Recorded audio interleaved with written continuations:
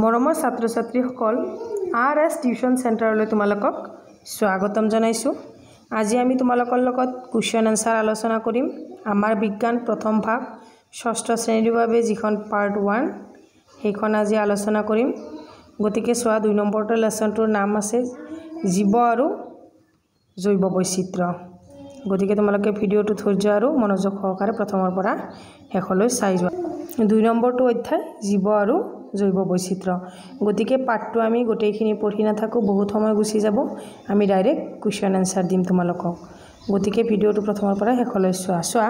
ইয়াত অনুশীলনী, ইয়াতে অনুশীলনী 1 নম্বৰত দিছে শুদ্ধ উত্তৰটো গোলকটো সম্পূৰ্ণ কৰা। চোৱা, শুদ্ধ উত্তৰটো উত্তৰৰ গোলটো সম্পূৰ্ণ পূৰ কৰিব দিছে। চোৱা 1 নম্বৰটোত দিছে উদ্ভিদে তলৰ কোনটো প্ৰক্ৰিয়াত পখিলাই উদ্ভিদক সহায় কৰে। উদ্ভিদৰ তলৰ কোনটো প্ৰক্ৰিয়াত পখিলাই উদ্ভিদক সহায় কৰে, এটো হৈছে প্ৰজনন। গতিকে আমাৰ C নম্বৰ অপচনটো শুদ্ধ হৈছে কাৰণে আমি ইয়াতে C নম্বৰটোত গোল চিন দিছো। তোমালোকে এনেকৈ কিতাপত দি লবা। তাৰ পিছত 2 নম্বৰটো চোৱা, ডালিম গছ এবিধ কি গুল্মজাতীয়, হয়নে? ডালিম এবিধ গুল্মজাতীয়, বৃক্ষও নহয়, তৃণভোজীও নহয়, গতিকে তৃণজাতীয় নহয়, গুল্মজাতীয় হয়। এইটো B নম্বৰটো শুদ্ধ হোৱাৰ কাৰণে আমি B নম্বৰটোত গোল চিন দিছো। তাৰ পিছত 3 নম্বৰ প্ৰশ্নটো চোৱা, তলৰ কোনবিধ জলজ উদ্ভিদ নহয়। ইয়াৰে কোনবিধ জলজ উদ্ভিদ নহয়, খৰিকাজাই। গতিকে B নম্বৰ অপচনটো শুদ্ধ হোৱাৰ কাৰণে আমি B নম্বৰটো অপচনত ইয়াতে গোল চিন দিছো। তোমালোকে এইটো কিতাপত দি লবা। আৰু যাই এইবিলাক যাই যেতিয়া তোমালোকে ডাঙৰ হবা, মেট্ৰিক পৰীক্ষা দিবা, তেতিয়া এনেকুৱা কোৱেশ্চনে বেছিকৈ আহিব। তাৰ পিছত চোৱা 4 নম্বৰটো, চৰাইৰ ডেউকা হল আগঠেঙৰ ৰূপান্তৰ, হয়নে? এই B নম্বৰটো শুদ্ধ হোৱাৰ কাৰণে ইয়াতে আমি কি কৰিছো, B নম্বৰ অপচনটোত গোল কৰিছো। তাৰ পিছত 5 নম্বৰটো চোৱা, ঠাণ্ডাৰ ঠাইত থকা জন্তুবোৰৰ দেহত দীঘল নোমৰ কাৰ্য কি। ই দেহক শীতল প্ৰকোপৰ পৰা সুৰক্ষা দিয়ে। C নম্বৰ অপচনটো শুদ্ধ হোৱাৰ বাবে আমি ইয়াতে কি কৰিছো, C নম্বৰটো গোল চিন দিছো। এতিয়া 2 নম্বৰটোত চোৱা, খালী ঠাই পুৰোৱা।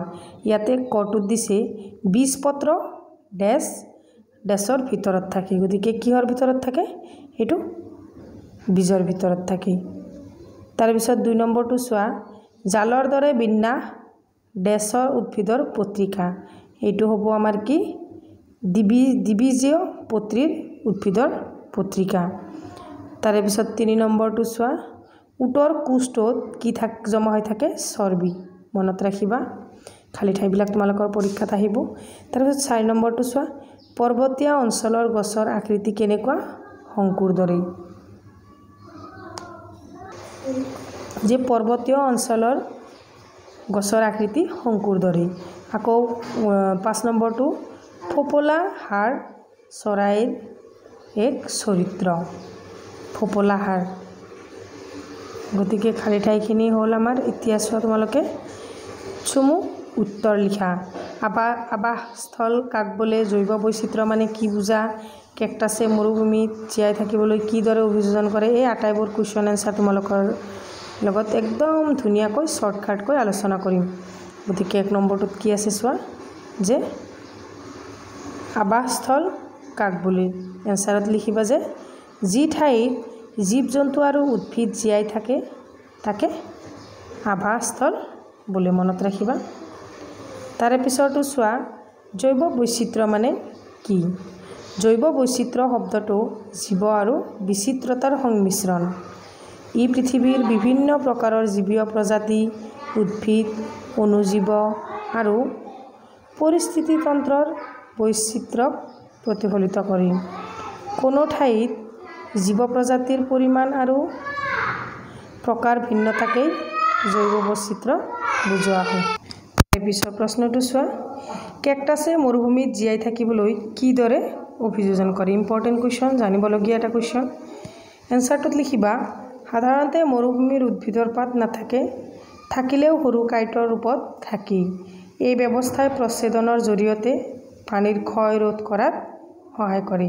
কেকটাছৰ ক্ষেত্ৰত দেখা পাত সদৃশ অংশবোৰ আচলতে কাণ্ডৰ পৰিৱৰ্তিত ৰূপ এই কাণ্ডই হালক সংশ্লেষণ কৰে আৰু মমজাতীয় ডাঠ আৱৰণেৰে আবৃত হৈ পানী সংৰক্ষণত সহায় কৰে মম লিখিবা কেকটাছৰ শিপা মাটিৰ বহু গভীৰ অংশলৈ সোমাই পানী শোষণ কৰে যি মৰুভূমিৰ কঠিন পৰিৱেশত থাকে ৰোৱাৰ বাবে অত্যন্ত প্ৰয়োজন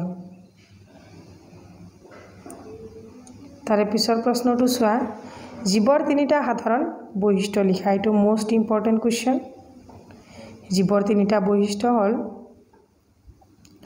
সকলো জীৱই জীয়াই থাকিবৰ বাবে খাদ্য গ্ৰহণ কৰে একেবাৰে সহজ তাৰপিছত সকলো জীৱৰে বংশবৃদ্ধি হয় 3 নম্বৰটোত লিখিবা সকলো জীৱৰ বৃদ্ধি আৰু বিকাশ হয় বৰ সহজ কৈ দিছো মই কুৱেশ্যন আনসাৰ বিলাক তোমালোকে মোৰ মৰমৰ ছাত্ৰ ছাত্ৰীসকল তোমালোকে যদি মোৰ আগৰ ভিডিঅ'বোৰ চোৱা নাই তেতিয়াহলে গৈ চাই লোৱা তোমালোকৰ ক্লাছ 6ৰ সোশিয়েল সায়েন্সৰ আটাইবোৰ লেসনৰ কুৱেশ্যন আনসাৰ মই দি দিছো তাৰ পিছত এছামিছৰ গোটেইবোৰ কুৱেশ্যন আনসাৰ মই দি দিছো গতিকে তোমালোকে প্লেলিষ্টত গৈ চাই লবা গতিকে প্লেলিষ্টত চাব গলে তোমালোকে চেনেলটো সাবস্ক্ৰাইব কৰি ল'ব লাগিব সাবস্ক্ৰাইব কৰি ল'বা তাৰ পিছত প্লেলিষ্টত গৈ গোটেইবোৰ লেসনৰ কুৱেশ্যন আনসাৰ ধুনিয়াকৈ লিখি ল'বা সায়েন্সৰ গোটেইখন লেসনৰ কুৱেশ্যন আনসাৰ তোমালোকক দি দিম গতিকে তাৰে পিছৰ কুৱেশ্যনটো চোৱা সমান্তৰাল হীৰাবিন্যাস থকা তিনিবিধ পাতৰ উদাহৰণ দিয়া এইটো পৰীক্ষাত বৰকৈ আহে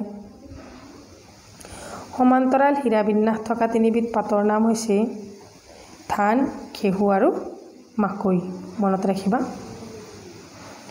তাৰে পিছৰ প্ৰশ্নটো চোৱা জৈৱ বৈচিত্ৰ্যৰ গুৰুত্ব লিখা জৈৱ বৈচিত্ৰ্য মানে হৈছে উদ্ভিদ জন্তু চৰাই পোক পতংগ আদি সকলো জীৱৰ বৈশিষ্ট্য এইবোৰ পৰস্পৰৰ সৈতে সম্পৰ্ক ৰাখে যেনে চৰাইয়ে পোক পতংগ খাই শস্যক ৰক্ষা কৰে পখিলাই ফুলৰ পৰা মৌ খায় আৰু ইয়াৰ ফলত উদ্ভিদৰ বংশবৃদ্ধিত সহায় কৰে উদ্ভিদে প্ৰাণীক খাদ্য আৰু অক্সিজেন দিয়ে আৰু প্ৰাণীয়ে উদ্ভিদক কাৰ্বন ডাই অক্সাইড গেছ এৰি দিয়ে এইদৰে পৰিৱেশৰ ভাৰসাম্যতা বজাই ৰাখে সেয়ে জৈৱ বৈচিত্ৰ্যৰ সংৰক্ষণ কৰি ৰখাটো অতি প্ৰয়োজন মনত ৰাখিবা যে কি কৈছে ইয়াতে যে জৈৱ বৈচিত্ৰ্য মানে হৈছে উদ্ভিদ জন্তু চৰাই পোক পতংগ আদি সকলো জীৱৰ বৈশিষ্ট্য এইবোৰ পৰস্পৰৰ সৈতে সম্পৰ্ক ৰাখে সেয়ে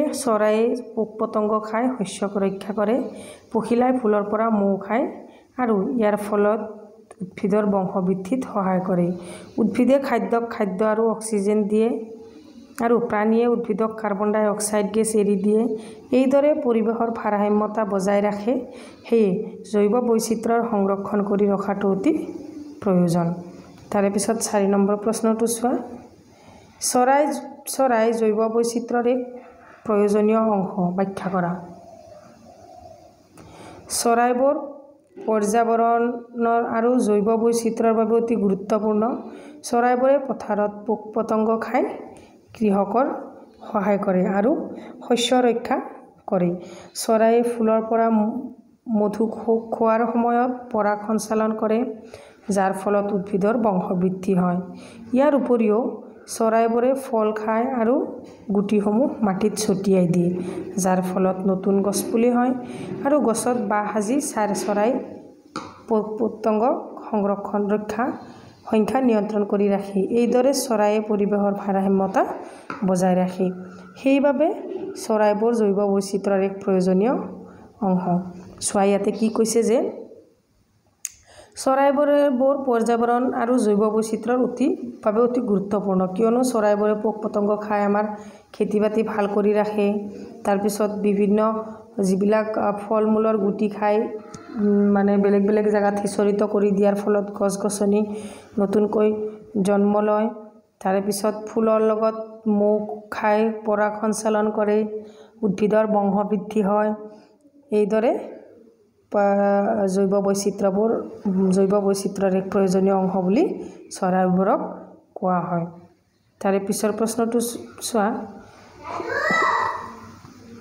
4 নম্বৰটো শুদ্ধ নে অশুদ্ধ লিখা গতিকে শুদ্ধ নে অশুদ্ধ তোমালোকে লিখা ইয়াতে 1 নম্বৰটো দিছে সকলোবোৰ পতংগই আমাৰ বাবে অপকাৰী এইটো অশুদ্ধ কিয়নো কিছুমান আমাৰ কাৰণে উপকাৰী কিছুমান অপকাৰী তাৰ পিছত চৰায়ে অৰণ্য বিস্তাৰত সহায় কৰে এইটো শুদ্ধ 3 নম্বৰটো চোৱা পৰিবেশৰ সকলো জীৱৰ মাজত কোনো ধৰণৰ পৰস্পৰ সম্পৰ্ক নাই এইটো অশুদ্ধ এইটো পৰিবেশৰ লগত সকলো জীৱৰে পৰস্পৰ সম্পৰ্ক আছে 4 নম্বৰটো চোৱা জৈৱ বৈচিত্ৰ্যৰ অৱক্ষয়ে পৰিবেশত প্ৰভাৱ পেলায় এইটো সঁচা কথা তাৰে পিছৰটো চোৱা অতিপাত ঠাণ্ডা ঠাইত কোনো জীৱই থাকিব নোৱাৰে অশুদ্ধ অতিপাত ঠাণ্ডা হলে কিছুমান ঠাইত জীৱ থাকিব পাৰে গতিকে আজিৰ ভিডিওটো চাই কেনেকুৱা পাইছা মোক কমেন্ট সেকশনত জনাবা আজিৰ ভিডিওটো ইমানতে সামৰিছো থ্যাংক ইউ ফৰ ওয়াচ